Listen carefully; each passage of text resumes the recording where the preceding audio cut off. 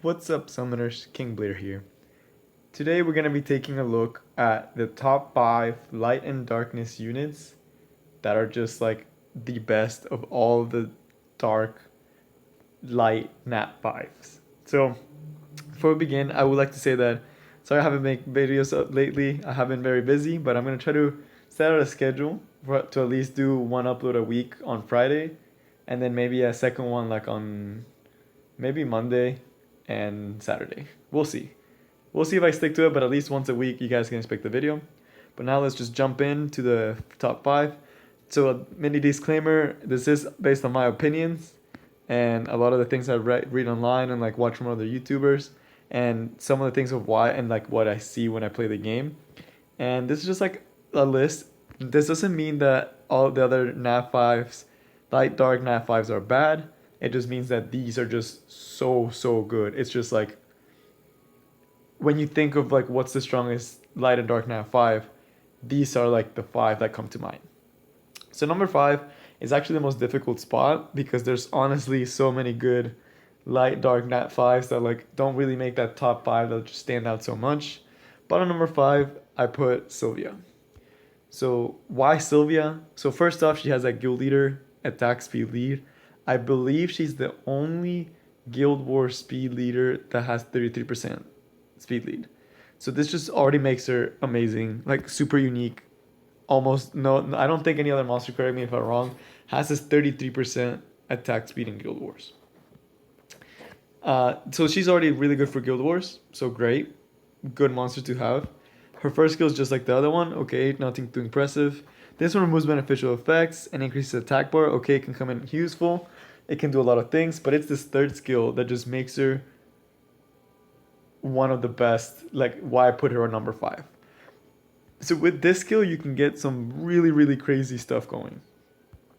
You almost always see her with Vertihil and Theomars or like some monster that like has a really strong auto attack. Like a Theomars just hurts a lot. So that's why you'll see her with Theomars. And it's just like, guys, if she gets a violent proc, your monster's most likely gonna die.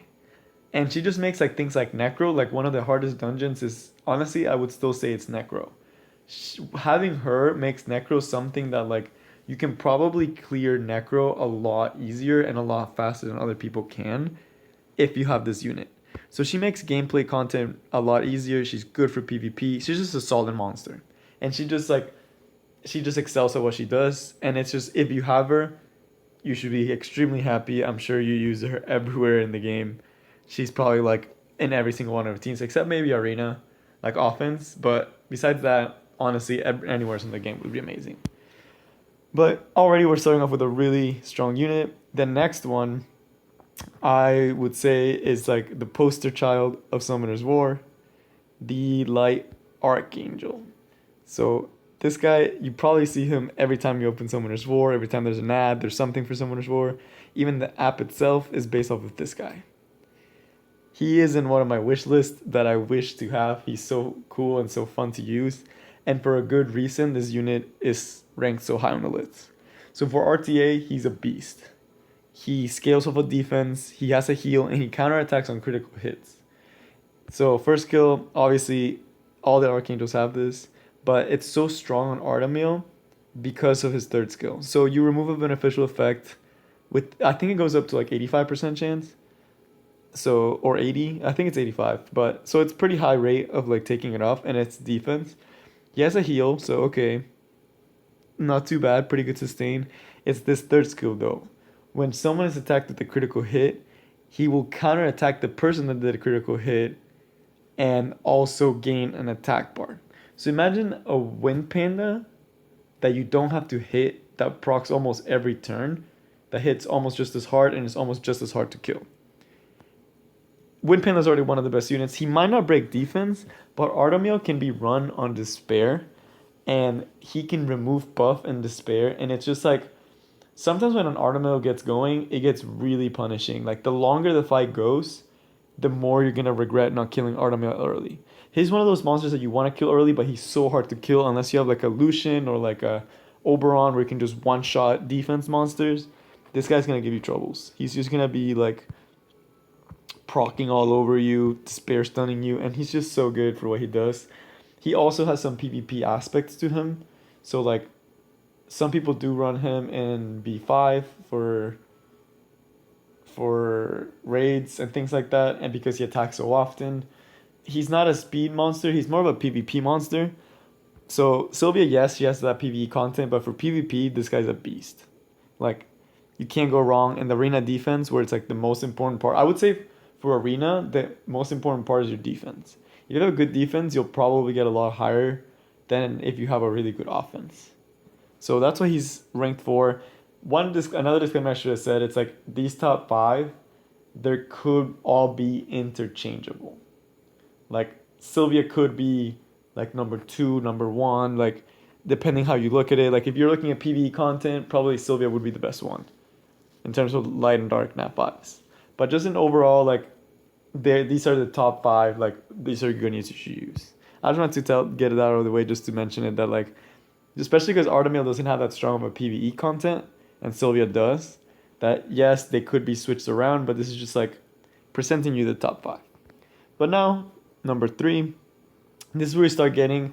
These are very arena oriented in these top 3 region. And that's because for PvE, while you can have monsters that add a lot like Sylvia, ultimately you're doing all these PvE things because you want to have a good PvP. So these next 3 units, I think they're pretty solid, and like just because they're so good for PvP that it's just like if you have them, you're probably gonna be trying to include them in all your PvP, and PvP is like personally for me it's the funner content. So let's just jump right into it. So, oh man, this unit, another of my bucket list that I just wish I had. So she's right here. So number 3, Gianna. Guys, if you have a Gianna, I'm so jealous of you guys. Like, God, dude, she's so punishing. So obviously attack leader skill. So this is really good.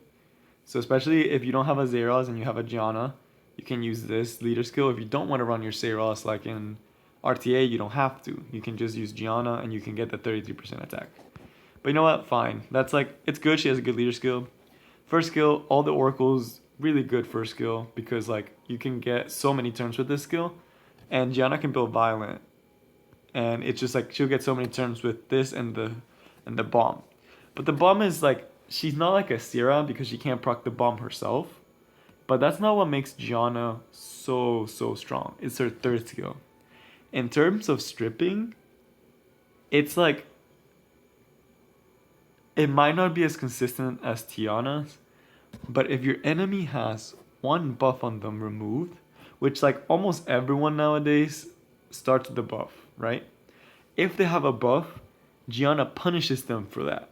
Not only will she remove the buffs, but she'll also stun you at 100% chance. Obviously there's resistance involved, but that's just so crushing, especially like in arena offense and RTA when people are running will shield.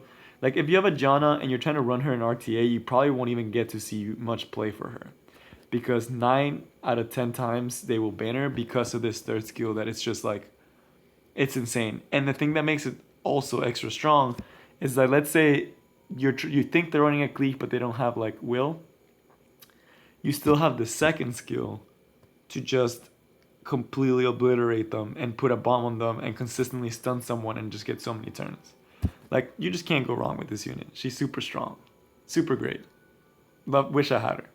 All these monsters wish I had. Honestly, this whole section of like light and dark, wish I had. But you know what? It's fine. Number 2 is another monster that's like, I didn't know this, but the more I start playing against Ragdolls, I realized that this effect stacks. So if a Lucian attacks and they have like 0 attack bar, I think it does stack to where the point where they all get 100% attack bar.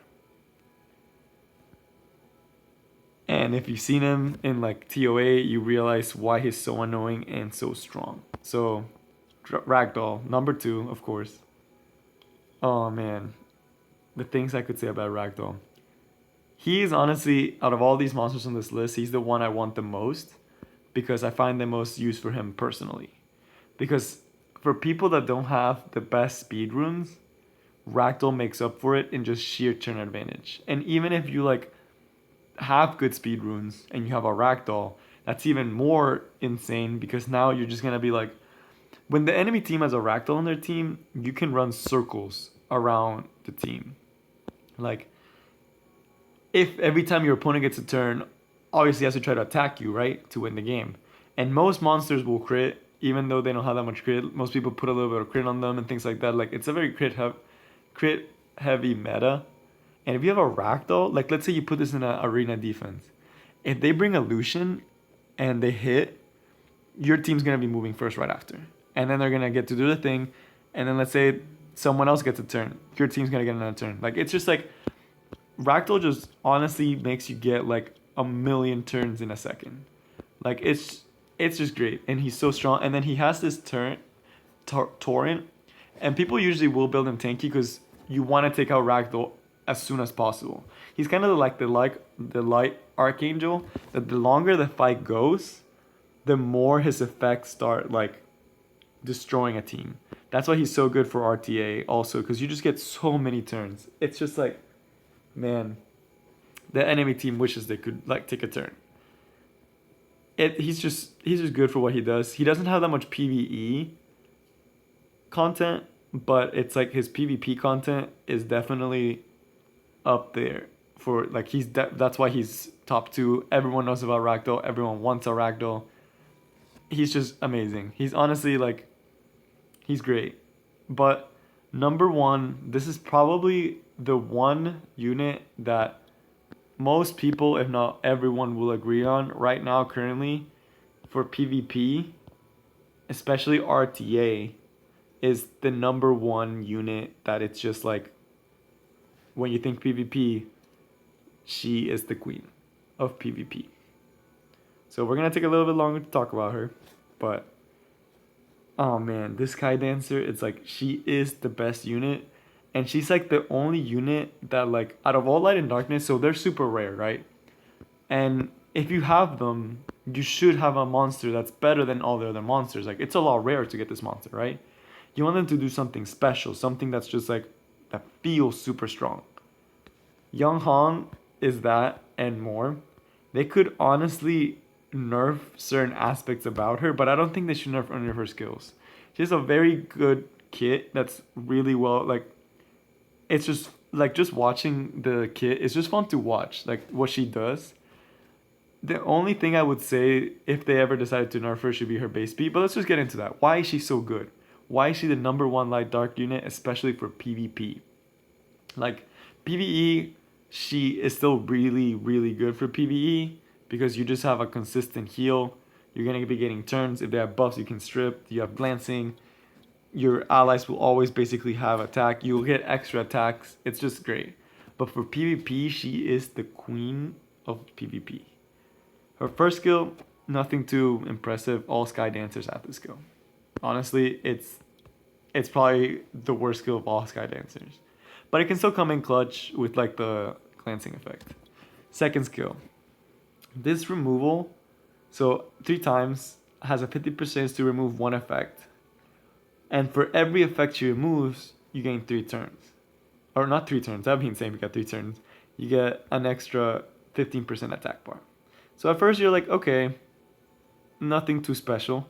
But then you realize her base speed is just like out of the water. Like it's just so high. So let's say you're an RTA and you run into a Young Hong. She probably will be on Violent. She'll probably be able to hit like 280 on Violent because she has such good base speed. Like she can probably hit 280 speed. So okay, so she'll be able to outspeed most units. You bring a Wusa, she'll strip 2 of the units and then her team will get a turn. So she has that attack bar aspect and that removal that it's just, because of her base speed, it synchronizes so well. And she has a high base HP. But the thing that makes her so good is the third skill. This skill, if you guys have ever watched any videos, like PvP videos that have Young Hong, you'll understand what I'm talking about when this skill comes up. So imagine a Shasun's Fallen Blossoms. It's about, I think it's the same cooldown. So 3 turns when it's fully maxed. So okay, like a Fallen Blossoms, Fallen Blossoms balances the HP and can go through like most. It can go through heal block, which is what makes like Chisune's Fallen Blossom so good. So imagine something like a heal that's that strong, like 50%. That's a really high heal, and it probably goes up to like 60%.